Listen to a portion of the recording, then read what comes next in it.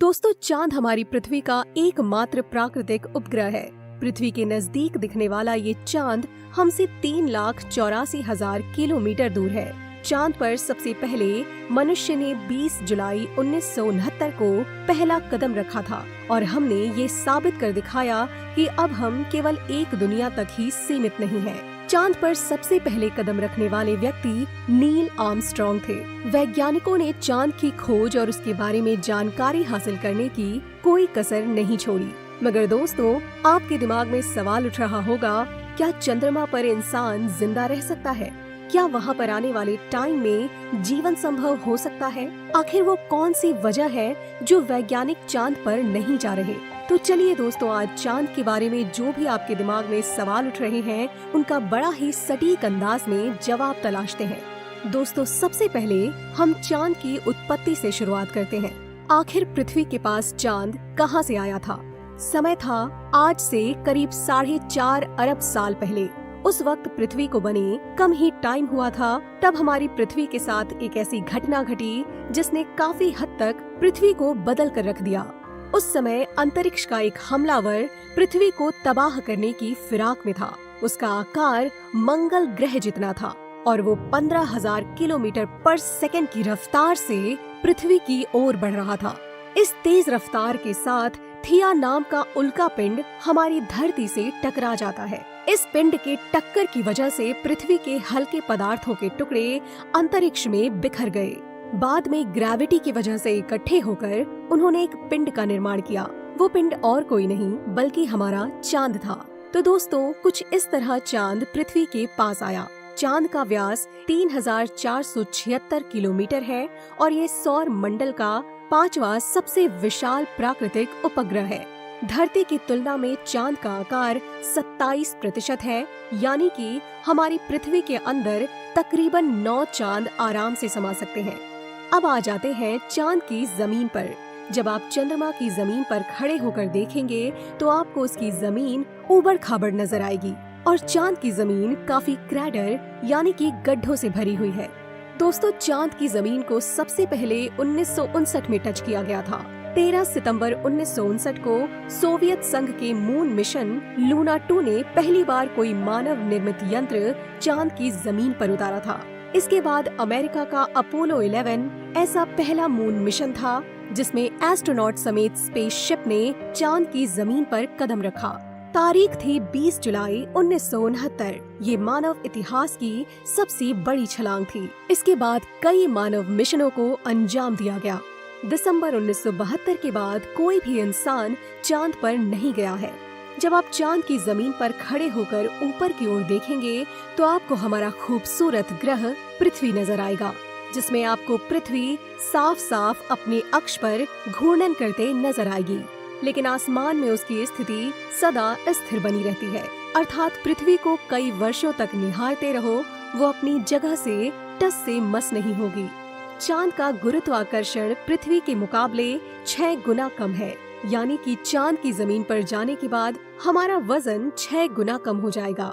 यानी कि पृथ्वी पर आपका वजन 60 किलो है तो चांद पर आपका वजन केवल 10 किलो ही रह जाएगा। इसी कारण नील आर्मस्ट्रॉन्ग जब चांद पर चल रहे थे तब उछल उछल कर चल रहे थे, क्योंकि दोस्तों, चांद पर पृथ्वी की तरह चल पाना संभव नहीं है। चांद पर नील आर्मस्ट्रॉन्ग और उनके साथियों के कदमों की छाप आज भी मौजूद है, क्योंकि वहाँ पर हवा न होने की वजह से वो निशान मिटते नहीं हैं।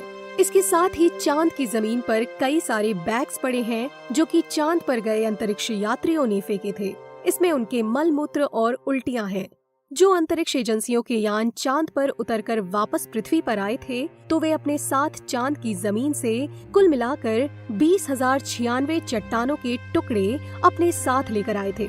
वजन में 382 किलो भारी थे, ताकि भविष्य में उन पर शोध करके चांद के बारे में और ज्यादा गहराई से जाना जा सके। अब बात कर लेते हैं चांद पर दिन और रात के बारे में। चांद को पृथ्वी का एक चक्कर लगाने में करीब 27.3 दिन लग जाते हैं और अपने अक्ष पर भी एक चक्कर लगाने में उतना ही टाइम लगता है। यही वजह है कि चांद पर एक बार में हमें एक ही भाग नजर आता है, दूसरा भाग छिपा रहता है। वहीं चांद पर एक दिन करीब 14 दिन का होता है। रात भी इतनी ही लंबी होती है। लिहाजा चांद की सतह पर मौजूद वस्तुओं पर रात और दिन का बहुत ज्यादा असर होता है। रात में चांद का तापमान लगभग -153 डिग्री तक गिर जाता है, जबकि दिन में तापमान 180 सेल्सियस तक बढ़ जाता है। चांद के अलग अलग हिस्सों की स्थितियां भी अलग अलग होती हैं। माना जाता है कि चांद का साउथ पोल सबसे ज्यादा ठंडा होता है। रात तो वहाँ पर इतनी ठंडी होती है कि पृथ्वी का कोई भी मनुष्य शायद ही वहाँ उन हालात में रह पाए। बस्तियां बनाने की कल्पना तो दूर की बात है, अगर वैज्ञानिकों की माने तो चांद के साउथ पोल पर तापमान दिन में भी ज्यादा गर्म नहीं होता है, लेकिन रातें बहुत ही ठंडी होती हैं। समय गुजरने के साथ ये और गिरता है, हर ओर बर्फ जमने लगती है, ठंडे अंधड़ चलते हैं। ये इस क्षेत्र में रहने की स्थितियों को और ज्यादा भयानक बना देते हैं। इन्हीं भयानक स्थितियों के चलते चांद पर अब जितने भी मिशन गए हैं वो सब उत्तरी इलाके में गए हैं। रात में जो चांद हमें चमकता हुआ नजर आता है, लेकिन आपको जानकर काफी हैरानी होगी कि चांद की अपनी खुद की कोई रोशनी नहीं है। चांद पर जो ये रोशनी नजर आती है वो सूरज से आने वाली रोशनी का रिफ्लेक्शन है, यानी कि सूरज हमें रोशनी देना बंद कर दे तो चांद हमें कभी नजर नहीं आएगा। चांद पृथ्वी के चारों ओर घूमते वक्त अपना एक ही हिस्सा पृथ्वी के सामने रखने के कारण चांद का दूसरा हिस्सा आज तक पृथ्वी से किसी भी मनुष्य ने नहीं देखा है, मगर अंतरिक्ष यानों की सहायता से चांद के दूसरे हिस्से की तस्वीर को हमने कैप्चर कर लिया है।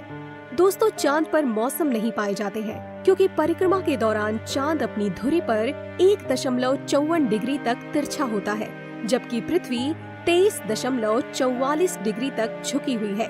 इस वजह से दो बातें होती हैं, एक ये कि चांद पर पृथ्वी की तरह मौसम नहीं बदलते, और दूसरी बात ये है कि चांद के ध्रुवों पर कई ऐसे इलाके हैं जहां कभी सूरज की रोशनी या किरणें नहीं पहुंच पाती हैं।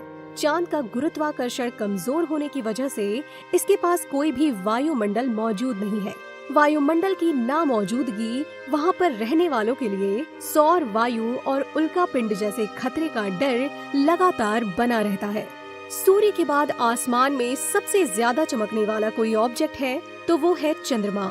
जब हम पृथ्वी के आसमान की ओर देखते हैं तो हमें नीला दिखाई देता है, लेकिन चंद्रमा से देखने पर ऐसा नहीं दिखाई देता है। वहाँ से आसमान हमें ब्लैक नजर आएगा। पृथ्वी पर समुद्री ज्वार भाटा चंद्रमा के गुरुत्वाकर्षण की वजह से ही आते हैं। कुछ वैज्ञानिक ऐसा अनुमान लगाते हैं, अगर चंद्रमा गायब हो जाए तो पृथ्वी पर दिन मात्र 6 घंटे का रह जाएगा। जब चंद्रमा अपनी कक्षा में घूमता हुआ सूर्य और पृथ्वी के बीच में होकर गुजरता है और सूर्य को पूरी तरह ढक लेता है तो उसे सूर्य ग्रहण कहते हैं। दोस्तों, चांद पर पानी को भारत ने खोज निकाला था। भारत के कई वैज्ञानिकों ने कहा था कि चांद पर पानी है, मगर किसी ने भी नहीं खोजा। अभी जो आप ये वीडियो देख रहे हैं, अगर ये अटक अटक कर चल रहा है तो आप चांद पर जा सकते हैं, क्योंकि अमेरिकी अंतरिक्ष एजेंसी नासा ने वर्ल्ड रिकॉर्ड में अपना नाम दर्ज करवाते हुए चांद पर वाईफाई की सुविधा उपलब्ध कर दी है, जो कि 19 MBPS तक इंटरनेट स्पीड देता है। पृथ्वी से गोल दिखने वाला ये चांद असल में गोल नहीं है, बल्कि अंडाकार है। चांद हमारी धरती से हर साल 1.5 सेंटीमीटर दूर खिसकता जा रहा है। इसका पता तब चला जब चांद पर एक 18 इंच की परावर्तक चादर लगाई गई, जिस पर लेजर प्रकरण आने के बाद वैज्ञानिकों के सामने ये नतीजा निकला। इस तरह 5 अरब साल बाद चंद्रमा को पृथ्वी की परिक्रमा करने में 47 दिन लग जाएंगे। पृथ्वी से देखने पर जो चांद पर काले धब्बे दिखाई देते हैं, असल में वो धब्बे भी नहीं बल्कि गड्ढे और क्रेडर हैं, जहाँ पर सूर्य की रोशनी नहीं पहुँचने की वजह से वो धब्बे नजर आते हैं। क्या हम इंसान एक बार फिर चांद की धरती पर कदम रख पाएंगे? इस बात का जवाब मुझे हाँ देने में कोई संकोच नहीं है, क्योंकि ये तो भविष्य की बात है। 1950 के दशक में कोई नहीं जानता था कि हम अगले 20 सालों के अंदर ही चांद पर कदम रखेंगे। वैज्ञानिकों के नजरिए से देखा जाए तो चांद बड़ा ही मनमोहक और दिलचस्प है। वैसे तो हमें पक्के तौर पर पता है, अरबों साल पहले हुई कुदरती उथल पुथल से धरती से जो चट्टानों के टुकड़े निकले, चांद उन्हीं से बना है। इस बात में बिल्कुल भी संदेह नहीं है कि चांद पर जाना काफी खर्चीला है। अनुमानित लागत लगभग 35 अरब डॉलर है। वैसे तो ये भी ध्यान देने वाली बात है कि इंसान वहाँ जाने के बाद वही मौजूद संसाधनों का इस्तेमाल करने लगेगा तो लंबे समय में पैसों की बचत भी होगी। हमें इस बात का पता है कि चांद पर बड़ी मात्रा में बर्फीला पानी है और चट्टानों में ऑक्सीजन कैद है। इसलिए चांद के भावी नागरिकों के लिए हवा और पानी की जरूरतें पूरी की जा सकती हैं। मगर इस बात को पक्की पुष्टि के साथ भी नहीं कहा जा सकता। चांद पर जाने की अन्य वजह है वहाँ से हीलियम की बड़ी सस्ती ऊर्जा के दोहन की क्षमता है। इसके साथ ही पर्यटन की संभावनाएं तो हैं ही। सूर्य का चक्कर लगाते हुए मंगल और बृहस्पति ग्रह के बीच अरबों उल्कापिंड घूम रहे हैं। कई ऐसी चट्टानें चक्कर लगा रही हैं जिनका आकार फुटबॉल के बराबर है और इससे कई गुना बड़ा भी। इनमें से अधिकतर चट्टानों में पानी, हाइड्रोजन, ऑक्सीजन और कई तरह की मूल्यवान धातुएं भी हैं। उल्कापिंड से काम की चीजें कैसे निकाली जाएं, अमेरिकी अंतरिक्ष एजेंसी नासा इस पर अध्ययन कर रहा है। एक विचार ये है कि सामग्री का इस्तेमाल कम लागत पर अंतरिक्ष में किसी तरह का ढांचा खड़ा करने में किया जा सकता है। ये काम खर्चीला है लेकिन लंबे समय में फायदे की उम्मीद की जा सकती है। दोस्तों, बस्तियां बसाने हम चांद पर ही क्यों जाएं? अंतरिक्ष अन्वेषण की पहल के लगभग 60 वर्ष के इतिहास में इसका जवाब स्वाभाविक है। हमारे पास संचार के साधन हैं। हम मौसम का पूर्वानुमान लगा सकते हैं, जलवायु परिवर्तन को समझ सकते हैं। हम चांद पर पहले ही 6 बार जा चुके हैं। अपोलो 17 मिशन सबसे अधिक 3 दिनों तक चांद पर रहा, जहां 3.8 करोड़ वर्ग किलोमीटर जमीन है, जहां इमारतें बनाई जा सकती हैं। असंभव नाम की चीज तो मनुष्य के लिए, खास तौर पर वैज्ञानिकों के लिए कुछ भी नहीं है।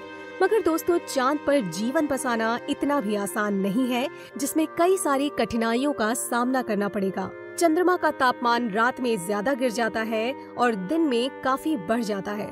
इसके साथ ही वायुमंडल का ना होना, वायुमंडल न होने की वजह से दबाव का कम होना और साथ ही अंतरिक्ष से आने वाली हानिकारक विकिरण भी बहुत ही बड़ा खतरा है।